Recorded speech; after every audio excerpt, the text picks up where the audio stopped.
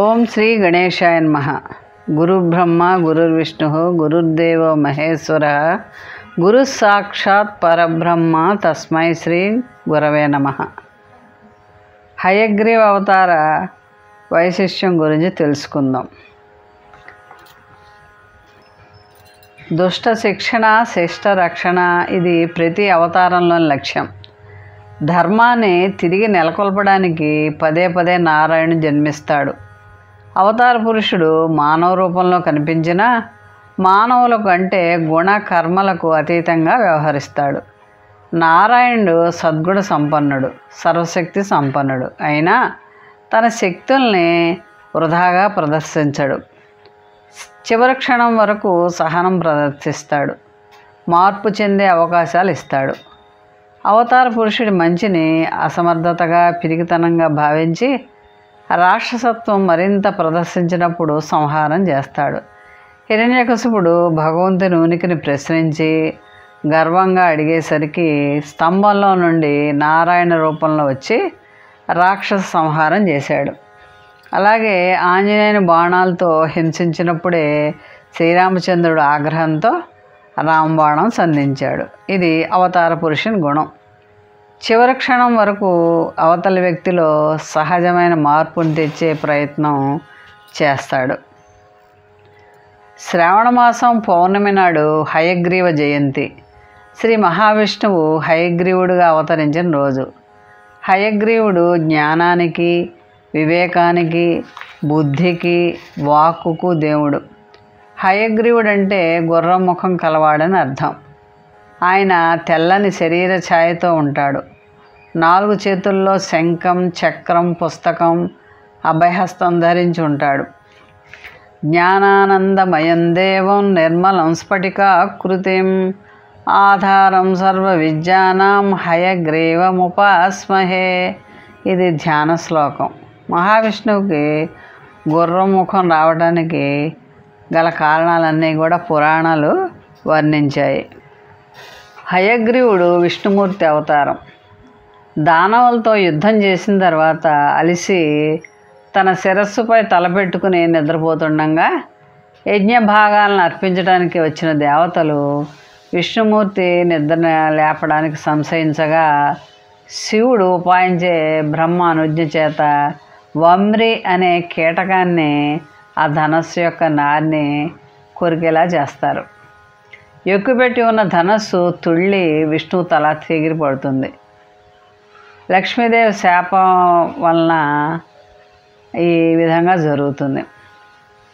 దేవి అనుజ చేత గుర్రం తలను విష్ణువు శరీరానికి అతికించారు. అందువల్ల ఆయన హయగ్రీవుడైనట్లుగా చెప్పబడుతుంది. హయగ్రీవుడనే రాక్షసుడు హయగ్రీవుడనే వాని వల్ల మరణం పొందేట్లు దేవి నుండి వరం పొందడం జరిగింది. ఆ వర గర్వ ప్రభావంతో దేవతలను బాధ పెట్టడంతో వీరిని సంహరించడానికి విష్ణువు హయగ్రీవుని అవతారం ఎత్తాడని దేవి భాగవతంలో చెప్పబడింది. బ్రహ్మచే సృజించబడిన వేదాలని హరించిన మధుకైటభువులు వారిని రసాతలంలో బంధించారు. వేదములు లేక సృష్టి ఆగిపోవడంతో దేవతల ప్రార్థన మేరకు విష్ణువు హయశిరస్సుడై మధుకైటభుల్ని వధించి వేదాలను రక్షించడంతో తిరిగి సృష్టి ప్రారంభమైనట్లుగా చెప్పబడుతోంది. జ్ఞానం ఆనందం స్వరూపంగా గల స్వచ్ఛమైన స్ఫటికం వంటి ఆకృతి గలవాడు సమస్త విద్యలకి ఆధారమైన హయగ్రీవుణ్ణి మనం ఉపాసించాలి. హయగ్రీవ స్వామి యొక్క స్వరూప స్వభావాలు మనకి ఈ పద్యంలో తెలుస్తుంది. దుష్ట శిక్షణకు శిక్ష రక్షణకు వేదోద్ధరణకు జ్ఞానం సదాచారం నశించకుండా నిరంతరంగా కొనసాగినట్లు అనుగ్రహించడానికి ఈ స్వామి అవతరించాడు. శ్రీ వేదాంత దేశికులు హయగ్రీవుణ్ణి ప్రథమావతారంగా వర్ణించారు. కృతయుగాదిలోనే మొదటి మనువు కాలంలో ఈ అవతారం సంభవించినట్లుగా మనకు తెలుస్తోంది. బ్రహ్మ నిర్వహించిన యజ్ఞంలో హయగ్రీవ స్వామి జన్మించినట్లుగా పురాణాలు చెబుతున్నాయి.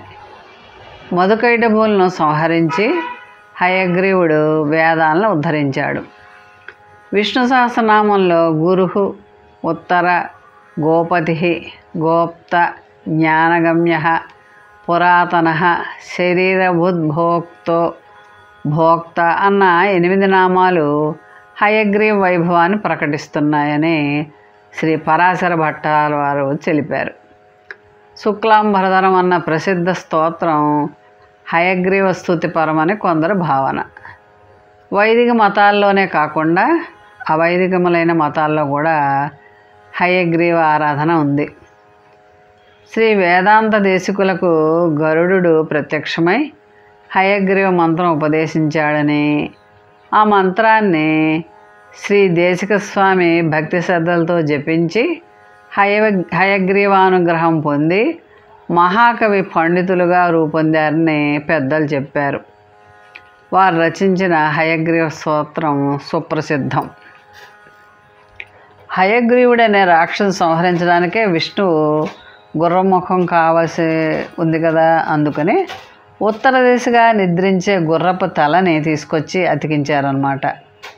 అలా విష్ణుమూర్తి హయగ్రీవ అవతారం దాల్చాడు. విష్ణు ధర్మోత్తర పురాణం ప్రకారం మధుకైటబులు అనే రాక్షసుని పాతాళ లోకంలో సంహరించిన రూపమే హయగ్రీవం. అగస్త్య మహర్షి కంచిలో తపస్సు చేయగా హయగ్రీవుడు ప్రత్యక్షమై లలితా సహస్రనామ స్తోత్రాన్ని, శ్రీ విద్యను అనుగ్రహించాడు. భీష్మాచార్య ప్రణీతమైన శ్రీ విష్ణు సహస్రనామ స్తోత్రం సాటిలేని ప్రసిద్ధి పొందింది. ఇందులో ఉండే నామాలన్నీ భగవంతుని రూపగుణ లీలాది విశేషాలని తెలియజేస్తున్నాయి.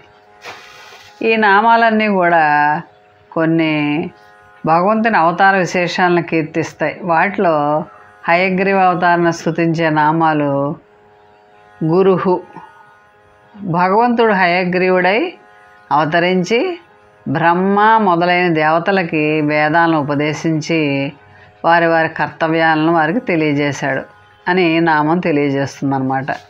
ఈ విషయం మహాభారతంలోని హయగ్రీవోపాఖ్యానం మనకు తెలుపుతుంది. అలాగే శరీరభూతభృత్ అనే ఈ నామం తనకు శరీరమైన ప్రకృతి మొదలు భూమి వరకు గల 24 తత్వాలని ధరించేవాడు అని అర్థం.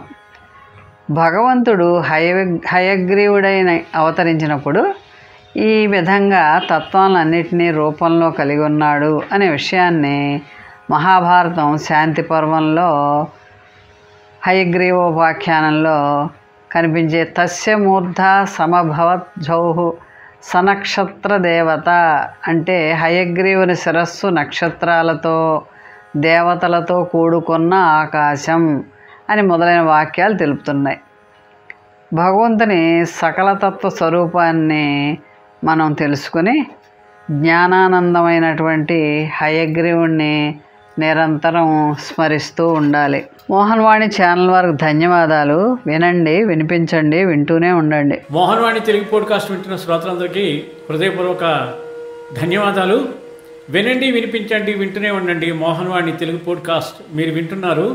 మోహన్వాణి మా కార్యక్రమాలు మీకు నచ్చితే ఇప్పటివరకు మా ఛానల్కి సబ్స్క్రైబ్ చేసుకోకపోతే వెంటనే ఈ క్షణమే సబ్స్క్రైబ్ చేసుకుని ఆ పక్కనుండే బెల్ బటన్ని మ్రోగించి అందరికీ షేర్ చేసి మీ విలువైన కామెంట్ను కూడా చేసి మమ్మల్ని ప్రోత్సహిస్తారని కోరుతున్నాను.